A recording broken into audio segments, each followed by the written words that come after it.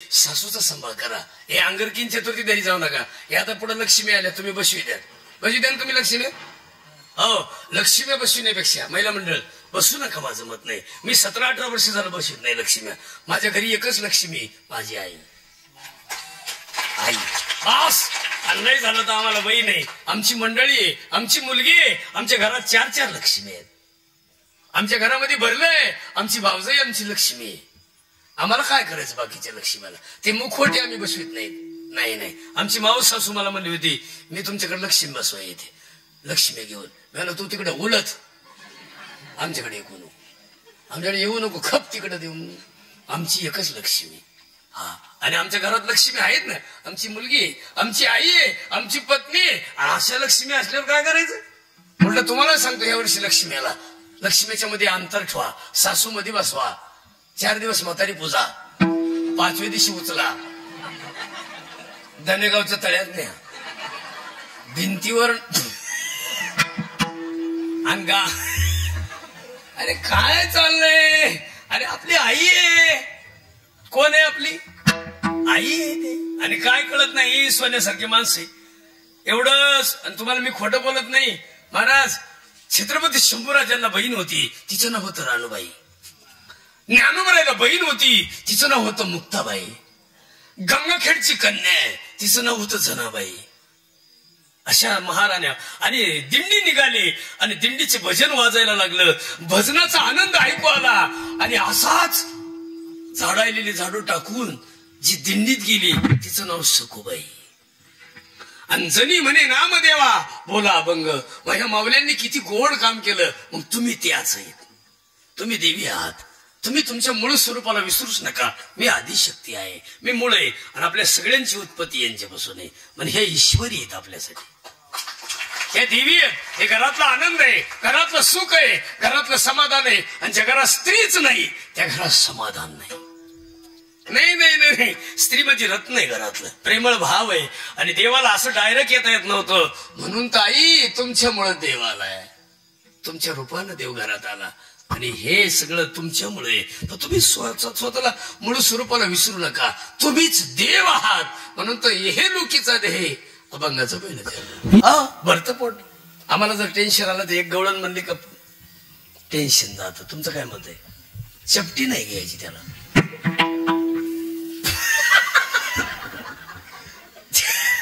एक गवळण टेन्शन जातं असं मस्त पैकी. आता तर गवळणच आली हो. दिंडीनच गवळण दिली, पालखीनाथ आहे. कुणी उठलं की रडू नको बाळा. आणि दुसरं एक आलंय आता, रस प्यायला म्हणलं मा.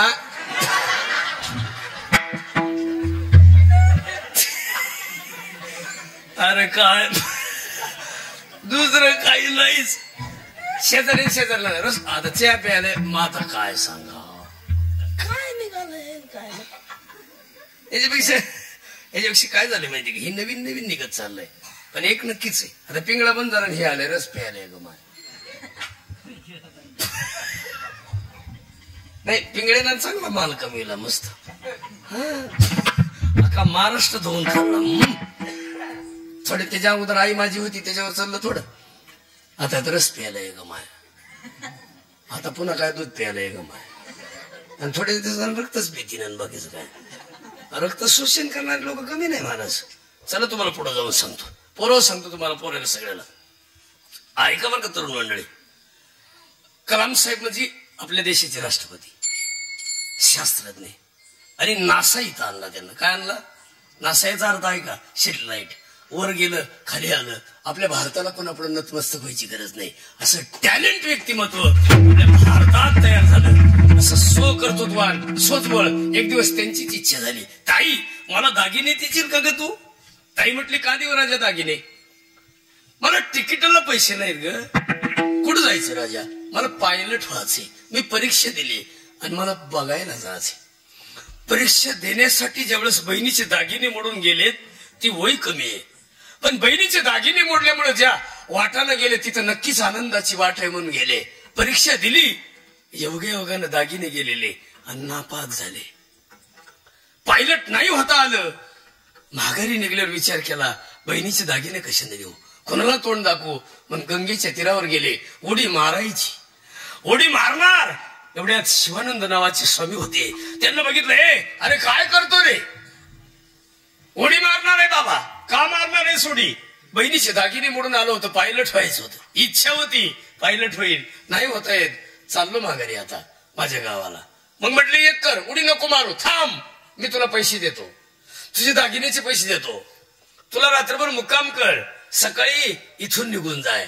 आणि जेवण घातलं, रात्री मुक्काम केला आणि सकाळी पाया पडलं, पैसे हातात दिले तिकिटाला आणि निघाले पुढे. पण एक ध्यानात आलं, ज्या ऋषीने एवढं सगळं मला दिलं ते संत तर नसावेत. मन मागे वळून पाहिलं आणि विचारलं एकदा, सांगा ना बाबा, मी नापास का झालो? त्या बाबाच्या मुखातून शब्द लय गोड आले, नक्कीच पुढे तू काहीतरी होणार आहेस, म्हणून तर नापास झालास. तुला पुढे काहीतरी व्हाच आहे. आणि मग पुढे जे झाले ते भारताचं स्वागतच करावं, भारताचं स्वागत करावं. इतकं टॅलेंट झालं म्हणून अब्दुलजी कलाम साहेब भारतात राहून हे होतात. पण इथून पुढे पोरायला विनंती करतो, आज नापास झालं काळजी करू नको, उद्या नक्की काहीतरी होणार. आज बायको नाही मिळाली, थोडे दिवस थांब. पाहुणे म्हणले जमत नाही, शिर सलामत पगडी पाच्यास. नाही झालं, एक झोपडी, गांजेचे झाड, कमंडलू अलग निरंजन. त्याला काय लागत, कैलासकराच्या चिलिंबर आता. असं नाही, घाबरायचं नाही. त्याला काय होतं, लोकांचे कसे, मला टेन्शन आलं, काय टेन्शन बेशन येऊ द्यायचं नाही. त्याला काय होतं. आणि पोरायला विनंती करतो इथून पुढं, आपल्या मतानुसार कधीच घडत नसतं. आपल्याला आता ही सगळ्यांना वाटतं, आता कुणाला काय, आता तुम्हाला, तुम्ही आता एवढे जुन्या जुन्या माझ्या आई ते सुद्धा म्हणतात माझ्या नशिबाला नवरा चांगला नाही, म्हणते का नाही कवा, पण तू जागेवर. आता राहिलंय काय, तरी म्हातारी म्हणते यांना तुझ्या आजाला कवडीची अक्कल नाही. उगा मी म्हणून राहिले. मग नातू जर म्हणला तू उलथली असती तर बाबा दुसरी आणली असती बाई. उगा कुठं नाही, कोण कुणाला वाटतं, सगळ्याला सगळं परिपूर्ण तर भेटत नाही. देवाला वाटतं इथं यावं. कोण देव? आता उत्तर आहे का, द्वारकेचा राणा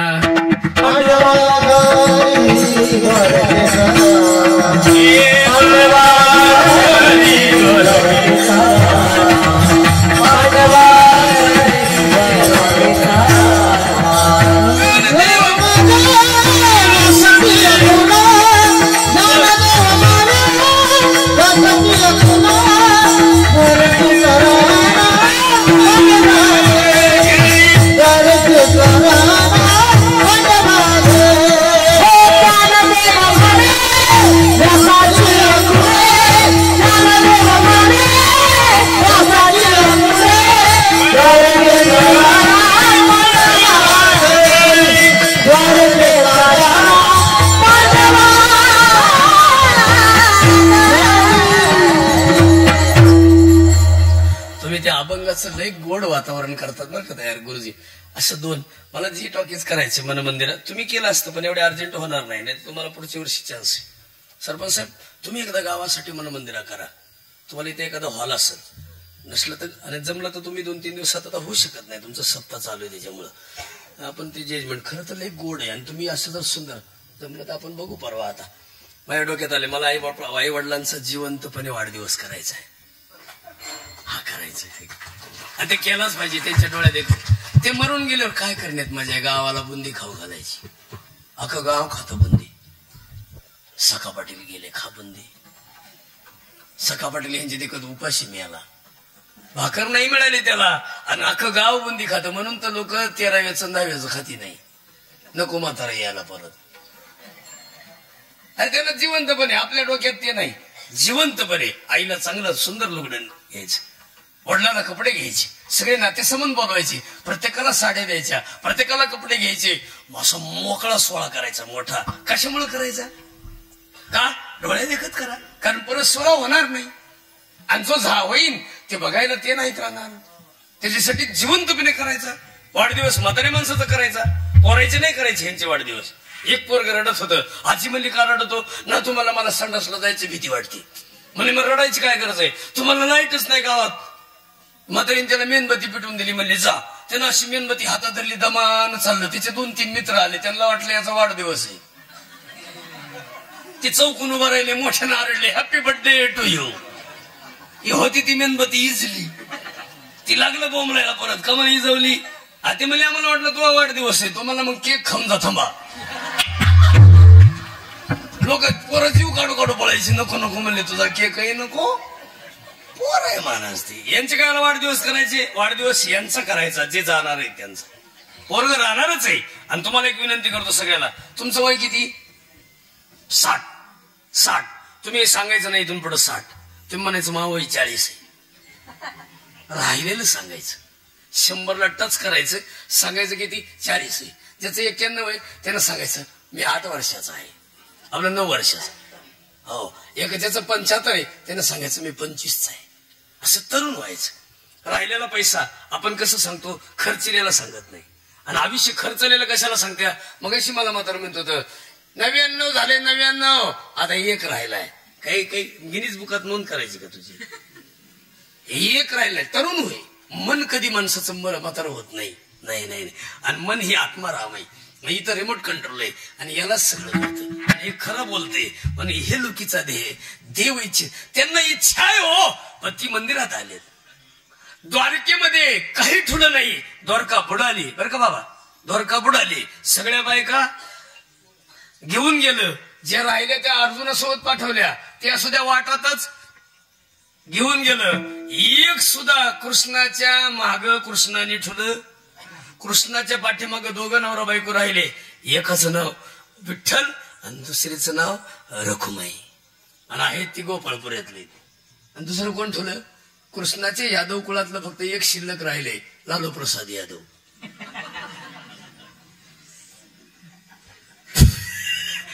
कृष्णाने दही चोरलं, ह्यानं चारा चोरला. चारा यादव कुळातलं देवी. पण आपण विचार करत नाहीत कृष्ण कसं होतं जजमेंट मध्ये. दही किती, दूध किती, मग तुमचं घर गोकुळ झालं पाहिजे. आता तुमच्या खिशेत, कुणाच्याच खिशेत काजू बदाम नाही, पण तांबूची वडी. आणि हे नको, जे नको आहे ते आहे. आता तुम्ही ते आमुषी येते तुमच्याकडे आहे का नाही? का इकडे लातूरला नाही आमुषी. त्या पांडवाला काय लावतात सुना, कुणाला कशी येऊ देतील पांडव जेवारी? पांडवाला चुना डब्याची डबे घेऊन जाते. अरे गुलाल टाक काहीतरी चुना. आणि कौरवांनी पांडवाला काय लावला होता? 100 गाव दिले नाहीत, 5 गाव दिले नाहीत, सुईच्या टोकावरली जागा दिली नाही. आणि पांडवाचं कधीच कल्याण, कौरवाचं कधीच कल्याण झालं नाही. त्याचं कारण आहे त्यांचा शकुनीनं दुर्योधनाचं मन बदललं. दुर्योधन वृत्तीनं तसा होताच, पण खत पाणी घालायचं काम कुणाचं आहे? त्या घरात काही माणसं कमी होते. भीष्माचार्यासारखे पितामहा भीष्माचार्यासारखे माणसं आयुष्यभर भीषण प्रतिज्ञा केलेले. काय असन, शंतनू राजाची इच्छा झाली की सत्यवती नावाची स्त्री बघितली आणि इच्छा झाली, पण तिचा बाप म्हणला ह्या पोराला जर राज्य मिळत असेल आणि माझ्या पोरीचे पोरं जर पुन्हा गडी होत असतील तर जमणार नाही. ती पोराचं काय करायचंय? पोरगाच म्हणला मी आयुष्यभर ब्रह्मचारी राहीन, लग्नच करणार नाही. ती भीष्माचारी. त्याला काय लागत? आपण इथून पुढे बदललं पाहिजे. आमच्या छत्रपती शिवाजी महाराजांच्या घरामध्ये आमंत्रण द्यायला तानाजी मालुसरे आले. तानाजींना सांगितलं अवसाहेब महाराज कुठे आहेत? युद्धाची तयारी चालू आहे. युद्धाची? अवसाहेब युद्धाची तयारी कुठं? गड जिंकायला जायचंय. महाराजांनी मी असताना जावं? पत्रिका अशी ठेवली. सांगितलं अवसाहेब मी जाणार लढाईला. अरे ताना तुझ्या पोराचं लग्न आहे. रायबा सोबतच होता आणि रायबा सुद्धा म्हणत होता अवसाहेब मला पाठवा ना कामगिरीला, मला पाठवा ना. आणि तोच गड आला, पण काय गेला? आणि त्या सिंहगडावर पुन्हा आऊसाहेबांना वाटायचं ही सिंहगड नाही राहिला. सिंहगड जरी असेल तरी समाधान वाटत नाही रे शिवबा. पण शिवाजी महाराजांना पुन्हा विनंती केली रामदास स्वामीची तिथे रामकथा ठेवा. रामकथा सांगणारे रामदास स्वामी त्यावेळेस होते. सुंदर कथा सांगतील, गड उजळून जाईल, गडावर समाधान वाटन. पण परिसरातली रयत बोलवली, शिपाई सरदार आणि हालचाली सुरू झाल्या आणि कथाही सुरू झाली. पण रामकथा ऐकायला कोण आलं तर गावातलं मारुती आलं. मारुतरायानं गावातल्या बाल रूपाने येऊन त्या कथेत बसावं आणि रामदास स्वामीनं मुखातून सांगावं राम असे बालपणी असे वशिष्ठ गुरु सोबत गेल्यावर असे, विश्वामित्रासोबत गेल्यावर असे, जनकाच्या दरबारात गेल्यावर पुन्हा असे, जनकाची कन्या मिळाल्याच्या नंतर असे, आणि गावामध्ये घरी राजवाड्यात आल्याच्या नंतर मंत्र्याची बुद्धी बदलल्यामुळं कैकेयीची बुद्धी बदलली आणि मग तो प्रवास सुरू झाला. आणि मग 13 वर्षाचा प्रवास सांगितला आणि अशोक वाटिकापर्यंत सीतेचा प्रवास सांगण्यात आला. आणि प्रवास सांगत असताना रामदास स्वामीच्या मुखातून शब्द निघले, अशोक वाटिकामध्ये जी सीता होती का नाही, बरं का महिला मंडळ, पुरुष मंडळी, रावण कसा दुष्ट नव्हता, दुष्ट जरी वृत्तीचा होता, पण रावण सुद्धा सीतेला कुठं ठेवा हे चिंतित होता. आणि ज्या ठिकाणी ठेवलं होतं ते ठिकाणी इतकं गोड होतं की त्या प्रसंग आणि ते प्रसन्न वातावरणात नक्कीच त्याला वाटायचं सीता मला एकदा का होईना काय म्हणीन, हो म्हणीन. म्हणून ती प्रसन्न आणि शांत वातावरण होतं आणि तिथं प्रसन्न फुलं होती, पांढरे, असे पांढरे फुलं आहेत. असं रामदास स्वामीच्या मुखातून शब्द निघाला. आणि मग मारुतराय म्हणले उठून, फुलं पांढरे नव्हते कारण मारुतराय तिथं हजर होते. मारुतराय म्हणले पांढरे नव्हते महाराज, फुलं होते लाल. रामदास स्वामीने सांगितलं अरे फुलं पांढरे होते. मारुतराय म्हणले लाल होते. सरदारांना सांगितलं पोरा गप, औषध म्हणल्या पोरा गप. आता बालरूपातलं मारुती कुणाला कळलं. मग मारुतरायला वाटलं मी पुन्हा साहेबांच्या पुढं, मला सुद्धा म्हणजे मारुतरायलाच वाटलं असं आपण यावं एकदा पुढं. मारुतरायने मूळ रूपात आले, उत्तम प्रकारचं रूप बघायला मिळालं रे तिला सरदारांना, आणि मारुतराय दिसायला लागले. पण तरी अज्ञान असल्यामुळं काही लोकांनी म्हणले हे ते नाही का रूप बदलणार, काय म्हणते त्याला, बहुरूपी. मग मारुतरायला तिथून काढून देण्यात आलं. मारुतराय गेले तसे राम मंदिरात गेले. रामा फुलं पांढरे होते का लाल होते हो? राम म्हणले फुलं पांढरे होते. ते म्हणले देव बी खोटं बोलत आहे.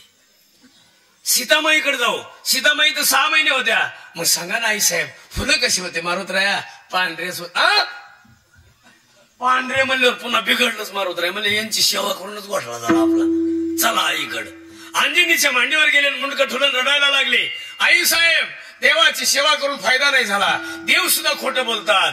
फुलं पांढरे होते असं म्हणतात, फुलं लाल होते आऊसाहेब, आपला आई साहेब म्हणले मारुतराया. अंजनी म्हणले मारुतराया तुला कळत नाही रे, फुलं पांढरे तुम्ही पण.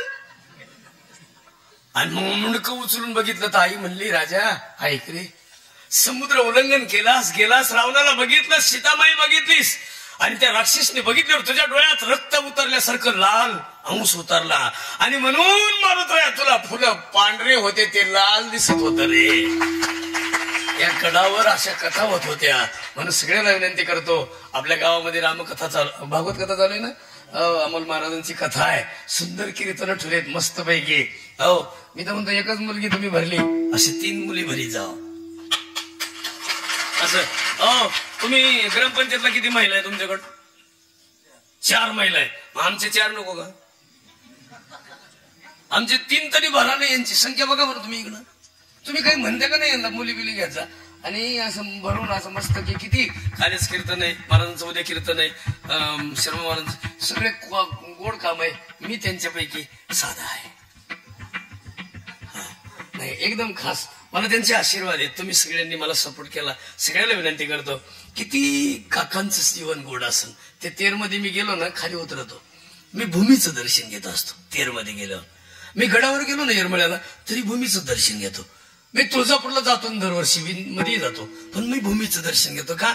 त्या भूमीला पाय कोणाचे लागलेले, किती एनर्जी आहे. म्हणून तर सावतावर आपल्या काकांच्या मुखातून शब्द निघतात की काका म्हणतात पत्नीला ऐक ना, माझ्याकडून चुकलं ग, चुकून माझ्याकडून पोटचं पोरग तुडवलंय, माफ कर मला. त्यांना सांगावं माफ नाही करणार मी, तुमच्या देवाचं वजन वाटत होईल. देवाचं नाव ऐकलं काठी घेतली पत्नीला मारणार. पत्नीने सांगितलं तुम्हाला पांडुरंगाची शपथ.